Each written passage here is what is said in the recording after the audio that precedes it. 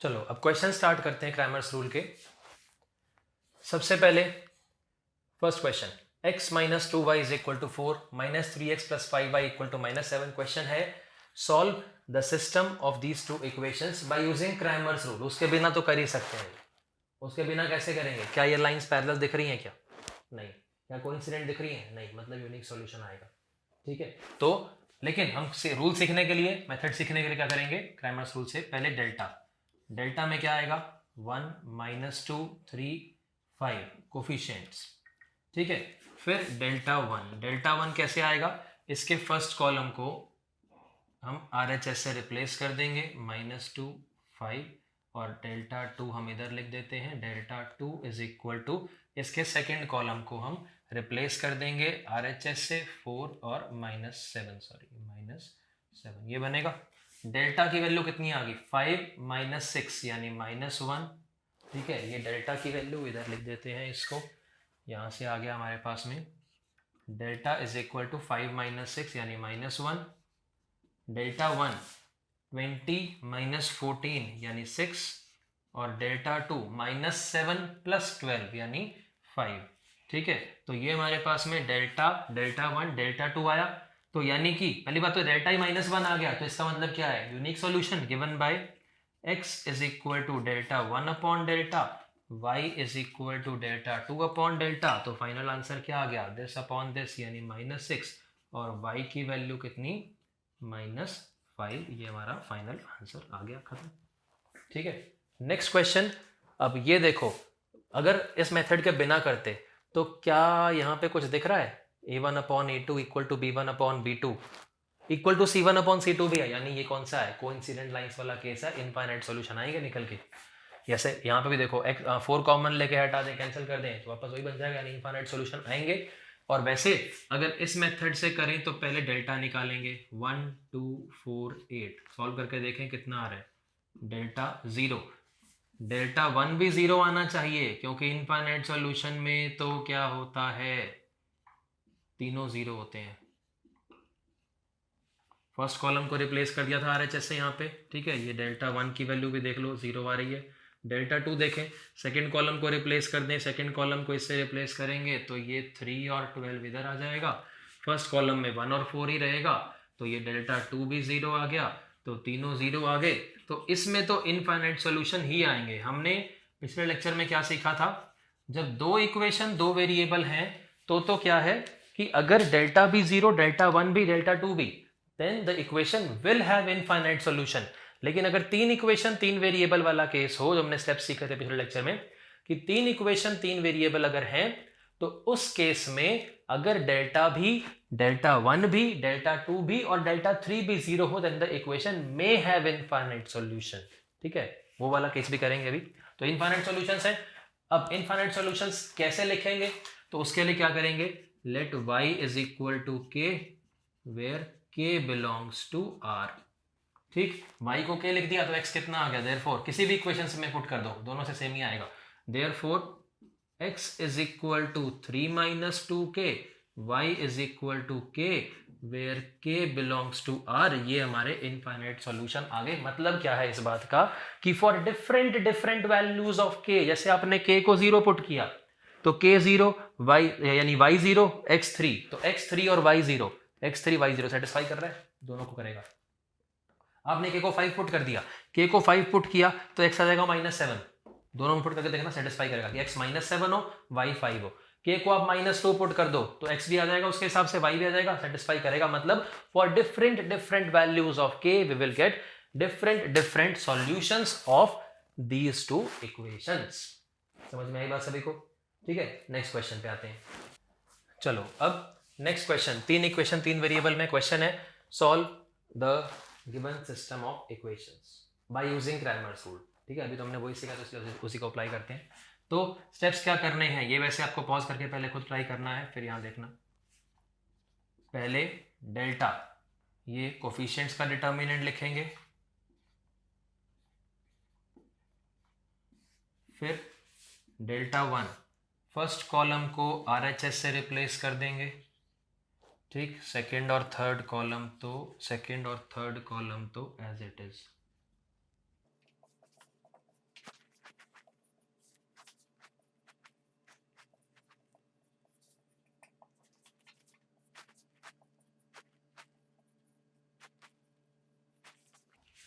ठीक है। Similarly second determinant, second column इसमें रिप्लेस कर दिया और डेल्टा 3 में थर्ड कॉलम रिप्लेस कर दिया। ठीक है, अब क्या करेंगे, सबसे पहले हमारे को डेल्टा की वैल्यू निकालनी है, तो डेल्टा की वैल्यू निकालो।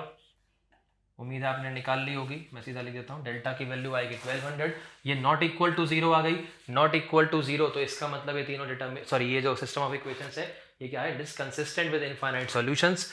अब उसके बाद में हम क्या करेंगे, डेल्टा 1 निकालेंगे, डेल्टा 1 की वैल्यू निकाल लेना 600 आएगी, डेल्टा 2 की वैल्यू मैं डायरेक्टली लिख रहा हूँ 400 आएगी, डेल्टा 3 की वैल्यू आप निकालोगे तो कितनी आएगी 240 निकल के आएगी, कैलकुलेशंस अपने आप कर लेना। ठीक है, तो अब नेक्स्ट सॉल्यूशन क्या आएगा, x तो क्या आएगा डेल्टा 1 अपॉन डेल्टा, y क्या आएगा डेल्टा 2 अपॉन डेल्टा और z क्या आएगा डेल्टा 3 अपॉन डेल्टा। तो यानी कि x की वैल्यू 600 अपॉन 1200 यानी कि 1/2, y की वैल्यू दिस अपॉन दिस 1/3 और z की वैल्यू 240 अपॉन 1200 यानी कि आंसर आ जाएगा 1/5। ये कुल मिला के हमारे पास में इसका सॉल्यूशन आ गया। ठीक है, एक इसी में जैसे हमारे को फॉर एग्जांपल इसी टाइप के क्वेश्चन हो, क्वेश्चन ऐसा भी दे सकते हैं, solve the system of equations 2 upon x plus 3 upon y plus 10 upon z equal to 4, 4 upon x minus 6 upon y plus 5 upon z equal to 1, 6 upon x plus 9 upon y minus 20 upon z equal to 2। अब अगर आप ये और ये देखो, ये बिल्कुल same ही question है, फर्क क्या है, यहाँ पे 2x की जगह पे 2 अपॉन x कर दिया, 3y की जगह पे 3 अपॉन y, 10z की जगह पे 10 अपॉन z, सेम इसके अंदर भी कर रखा है। तो ये कोई इसमें डिफरेंट अप्रोच नहीं है। अगर मान लो कभी क्वेश्चन इस टाइप में आ जाए तो क्या करना है, कुछ भी नहीं करना, सिंपल आप ये कर देना कि let 1 upon x is equal to, कुछ मान लो कैपिटल X बोल दें, 1 upon y is equal to capital Y, 1 upon z is equal to capital Z। तो अब आपके तीनों इक्वेशन क्या बन जाएंगी, 2x plus 3y plus 10z equal to 4। Similarly second equation, similarly third equation, तो ये तो वही क्वेश्चन बन गया, वही क्वेश्चन बना तो सब कुछ सेम आएगा, लेकिन सॉल्व करके आपके पास कैपिटल X, कैपिटल Y और कैपिटल Z आएगा। Capital X 1/2, capital Y 1/3, capital Z 1/5। लेकिन हमें तो कैपिटल X नहीं, हमें तो स्मॉल x निकालना है। तो अगर कैपिटल X 1/2 आया तो x कितना आ जाएगा, उसका रेसिप्रोकल 2, y आ जाएगा 3, z आ जाएगा 5। अगर ऐसा क्वेश्चन आता है तो भी उसको इसी तरीके से कर सकते हैं। आई होप ये क्लियर है। चलो अब आते हैं नेक्स्ट क्वेश्चन पे।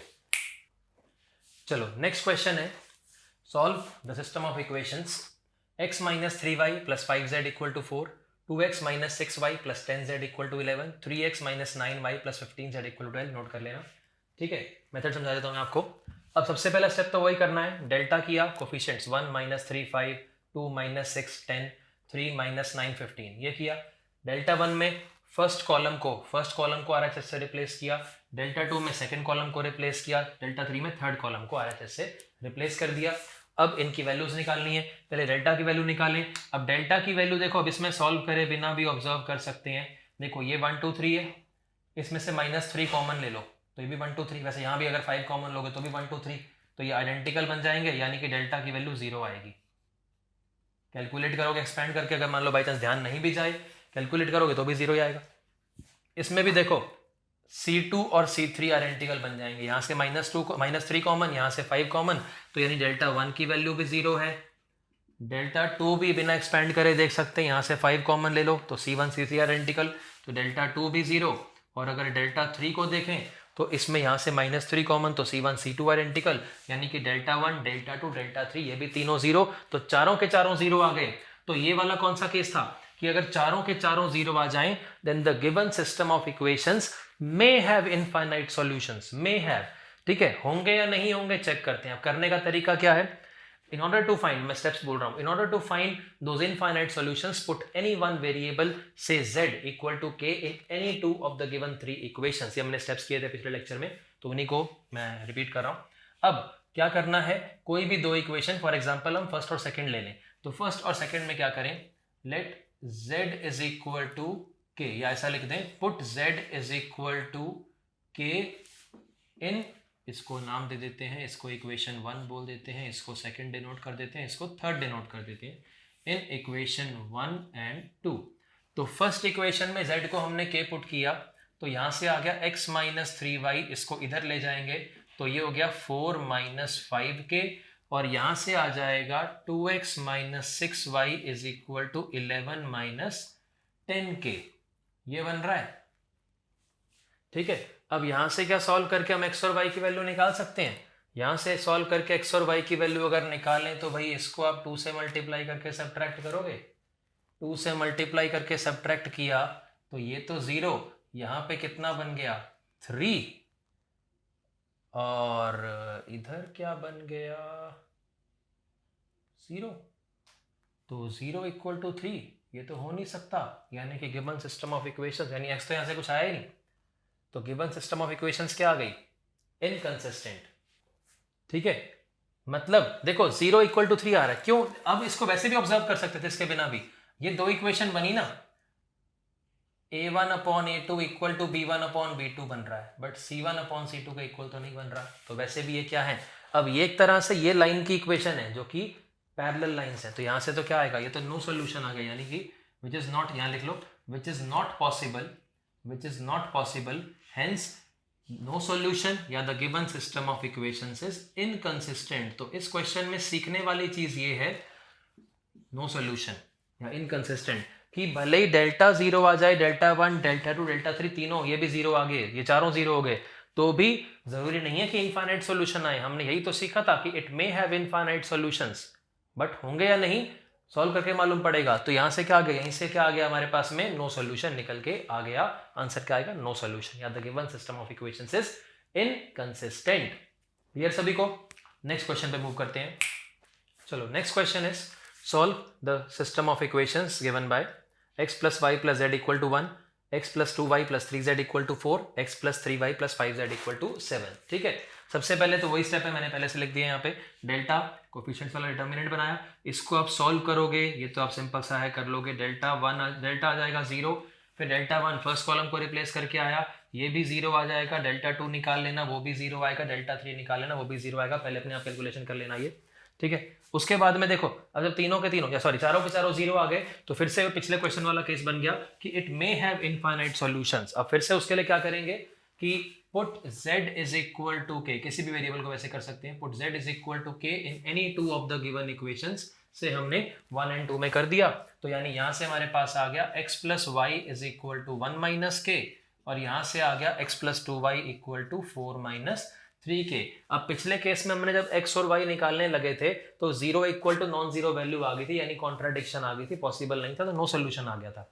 इसमें लेकिन कर सकते हैं। यहां से हमारे पास देखो, अगर फर्स्ट सेकंड इक्वेशन में से फर्स्ट को सब्ट्रैक्ट कर दें तो यानी यहां से y तो हमारे पास सीधा सीधा आ रहा है, y क्या आ जाएगा 3 माइनस 2k, और जब y 3 माइनस 2k है तो x भी लिख देते हैं, x क्या आ जाएगा 3 माइनस 2k, इधर ले जाएं तो ये माइनस 2 और प्लस k, यानी कि k माइनस 2, तो x आ गया k माइनस 2, y आ गया 3 माइनस 2k, और z तो हमने k लिया ही था, यानी कि यहां से हमारे पास x, y और z तीनों k की टर्म में आ गए।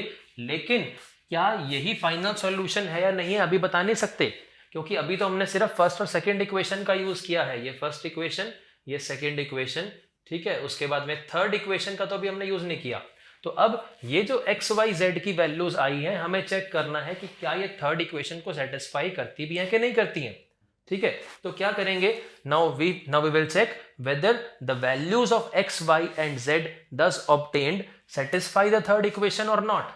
तो क्या करें, थर्ड इक्वेशन में इसको पुट करके सेटिस्फाई करा के देखें, तो x की जगह पे k माइनस 2 आ गया, y की जगह पे जब ये पुट करेंगे तो ये बन जाएगा 3 3 9 आ जाएगा, और माइनस 6k आ जाएगा, और प्लस 5z यानी कि प्लस 5k, यानी LHS ये बन गई। अब LHS में देखो k माइनस 6k और प्लस 5k, तो 0 हो गया, और ये कितना बन गया 7, और राइट हैंड साइड में भी क्या है 7, तो 7 इक्वल टू 7 सेटिस्फाई कर रहा है। तो मतलब क्या है, this is the final solution, कि x ये, y ये, z ये, यहाँ पे ये भी लिख देना चाहिए, where k belongs to r, this is the final solution. मतलब क्या है कि for different values of k is called parameter, for different values of k we will get different solutions of these equations। मतलब मान लो आपने k को 0 put किया तो x माइनस 2, y3 और z0 यानी -2 3 0 तीनों इक्वेशन को सेटिस्फाई करेगा। -2 3 0 यहाँ पे भी कुछ और पुट करके को वो भी सेटिस्फाई करेगा एंड सो ऑन। समझ में आया सभी को? चलो अब आते हैं लास्ट क्वेश्चन पे। नेक्स्ट चलो क्वेश्चन ये है, determine the values of lambda and mu for which the system of equations this have first part a unique solution, infinite number of solutions या नो सॉल्यूशन। फर्स्ट देखो, अब ये जो system of equation है इसमें दो अननोन छोड़ दिए, यहाँ पे लैम्डा और यहाँ पे म्यू आ रहा है। ठीक है, अब क्वेश्चन ये नहीं है कि कैसे सॉल्यूशन आएंगे, क्वेश्चन ये है कि यूनिक सॉल्यूशन आने के लिए लैम्डा और म्यू क्या होना चाहिए, इनफाइनाइट के लिए और नो सॉल्यूशन के लिए। ठीक है, अब देखो हमने तो ये पढ़ रखा है कि यूनिक सॉल्यूशन आने के लिए डेल्टा नॉट इक्वल टू 0 होना चाहिए। अब इस केस में अगर हम डेल्टा लिखें तो वो तो 1 1 1, यहाँ पे क्या आ जाएगा 1 2 3, यहाँ पे 1 2 लैम्डा। ठीक है, so for the given system of equations to be first part to have a unique solution, delta must not be equal to 0। Delta must not be equal to 0, इसको सिंप्लीफाई करें तो यहाँ से कितना जाएगा 2 लैम्डा, थोड़ा सॉल्व करते हैं, 2 लैम्डा -6 माइनस ऑफ लैम्डा -3 और प्लस आ जाएगा 2 - 2, ये तो 0 हो गया, इज नॉट इक्वल टू 0। तो यहाँ से आ गया lambda is not equal to 3। तो मतलब क्या आया इसका कि यूनिक सॉल्यूशन होने के लिए लैम्डा 3 नहीं होना चाहिए, नहीं होना चाहिए। हमसे पूछा क्या है कि लैम्डा में क्या होना चाहिए, तो आंसर क्या आएगा, lambda belongs to r - 3 and mu belongs to r, mu belongs to r। मतलब ये है कि भाई लैम्डा 3 को छोड़ के कुछ भी हो यूनिक सॉल्यूशन आ जाएगा, क्योंकि लैम्डा 3 में ये डिटर्मिनेंट 0 बनेगा, लैम्डा 3 नहीं होगा तो डिटर्मिनेंट कभी 0 नहीं बनेगा। और म्यू में तो कोई फर्क नहीं पड़ रहा भाई, म्यू तो इसको इफेक्ट नहीं कर रहा, म्यू कुछ भी लेते रहो। ठीक है, तो first part lambda r - 3 mu belongs to r। Second, infinite number of solution. अब देखो इनफाइनाइट नंबर ऑफ सॉल्यूशन के लिए कंडीशन क्या होती है कि डेल्टा भी 0 होना चाहिए और साथ ही साथ डेल्टा 1 डेल्टा 2 डेल्टा 3 ये भी सब 0 होने चाहिए। तो डेल्टा तो इक्वल टू 0 होना तो प्राइमरी कंडीशन है। तो अब यहीं से delta should be equal to 0, delta should be equal to 0 implies यहां से हमारे पास क्या आ जाएगा, लैम्डा तो भाई 3 होना जरूरी है। अब पिछले में क्या था 3 नहीं होना चाहिए, अब क्या है 3 होना चाहिए, 3 होना चाहिए। अब डेल्टा 1 डेल्टा 2 डेल्टा 3 तीनों 0 होने चाहिए। अब देखो डेल्टा 1 अगर हम निकालें तो फर्स्ट कॉलम को आप रिप्लेस करोगे 6 10 म्यू। ठीक है, सेकेंड कॉलम में क्या आ जाएगा 1 2 2 और थर्ड में 1 3 लैम्डा, लेकिन लैम्डा तो क्या है 3, तो ये क्या आ गया 1 3 3। ये क्या आना चाहिए 0 आना चाहिए। ये 0 आने के लिए इसको जब आप सॉल्व करोगे तो यहां से आपके पास आ जाएगा म्यू इज इक्वल टू 10 आ जाएगा। ठीक है, लेकिन इसका मतलब ये नहीं है कि म्यू 10 ही होगा, साथ ही साथ आपको डेल्टा 2 भी 0 करके देखना पड़ेगा, डेल्टा 3, मैं पूरा सॉल्व नहीं कर रहा हूं, सिर्फ एक्सप्लेन कर रहा हूं, डेल्टा 2 भी और डेल्टा 3 भी 0 करके देखना पड़ेगा।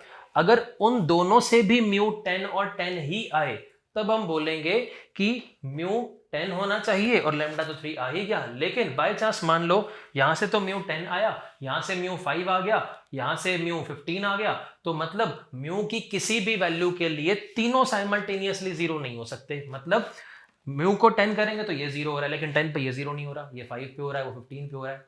ठीक है, तीनों 0 साइमल्टेनियसली जिस वैल्यू पे होंगे वो क्या आएगा, वैल्यू आएगी। अगर सबसे डिफरेंट आया या 2 पे सेम आया 1 पे डिफरेंट आया तो भी क्या आएगा कि for no value of mu these solutions these system of equations can have infinite number of solution for no values of lambda and mu। मतलब lambda 3 ले भी लो तो भी infinite तो नहीं बन पाएंगे, लेकिन अगर आप इसको सॉल्व करोगे तो यहां से आप करके देख लेना, यहां से भी म्यू 10 आएगा, यहां से भी म्यू 10 आएगा, तो यानी कुल मिला के सेकेंड पार्ट का आंसर आ जाएगा lambda is equal to 3 and mu is equal to 10। ये फाइनल आंसर आ जाएगा सेकंड पार्ट का। और तीसरे वाला क्या है, नो सॉल्यूशन, सिंपल सा है वो भी। नो सॉल्यूशन तो के लिए डेल्टा तो 0 होना चाहिए, यानी लैम्डा की वैल्यू तो 3 आएगी ही आएगी। थर्ड पार्ट तो लैम्डा की वैल्यू तो 3 आएगी ही। उसके बाद डेल्टा 1 0 नहीं होना चाहिए, यानी म्यू 10 नहीं होना चाहिए, तो म्यू 10 नहीं होना चाहिए। सेकंड से जब करोगे वहां से भी क्या आएगा, डेल्टा 2 नॉट इक्वल टू 0, मतलब तीनों में से कोई भी हो, तो यहां से भी म्यू नॉट इक्वल टू 0, इधर से भी सॉरी नॉट इक्वल टू 10, यहां से भी नॉट इक्वल टू 10, तो कुल मिला के आ जाएगा lambda equal to 3 mu not equal to 10। या इसको ऐसा भी लिख सकते हैं mu is equal to r - 10, जैसे यहां लिखा था ना ये r - 3, वैसे r - 10 भी लिख सकते हैं। ठीक है। सो आई होप अब ये कॉन्सेप्ट पूरा का पूरा क्लियर हो गया होगा।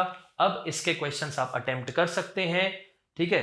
जो मेरे ही स्टूडेंट हैं जो इस वीडियो को देख रहे हैं वो तो जो अपना मटेरियल है वो करते रहें, जो और बच्चे हैं जो इसको देख रहे हैं, अब अगर आप किसी इंस्टीट्यूट में पढ़ रहे हैं, बिकॉज मेरे पास कुछ बच्चों के मैसेजेस आ रहे थे कि हम आपके स्टूडेंट नहीं हैं लेकिन आपकी वीडियोस को फॉलो कर रहे हैं, तो जो बच्चे इन वीडियोस को देख के पढ़ रहे हैं लेकिन वैसे मुझसे नहीं पढ़ रहे हैं, उनके लिए आप जिस भी इंस्टीट्यूट में पढ़ रहे हैं, आपके पास जो भी मटेरियल हो, अब आप उसके क्वेश्चंस बड़ी आसानी से इसके अटेम्प्ट कर सकते हैं, ठीक है। अगर उसके रिगार्डिंग कोई भी क्वेरी आप कमेंट बॉक्स में लिख के पूछ लेना या फिर आप मुझे मैसेजेस भी कर सकते हैं, ठीक है। तो अब मिलते हैं नेक्स्ट वीडियो में, लेकिन अब नेक्स्ट वीडियो में टॉपिक यही चलता रहेगा, इसका मेथड एक और आएगा। अभी तो हम डिटर्मिनेंट मेथड सीख रहे थे, अब यही सारी कहानी सीखेंगे मैट्रिक्स मेथड से, ठीक है। तो इसको अच्छे से कर लेना, क्वेश्चन सारे कर लेना, उसके बाद नेक्स्ट वाले टॉपिक पे आएंगे, ठीक है। तो अब मिलते हैं नेक्स्ट वीडियो में, तब तक अपना ख्याल रखें, खुश रहें, बाय बाय।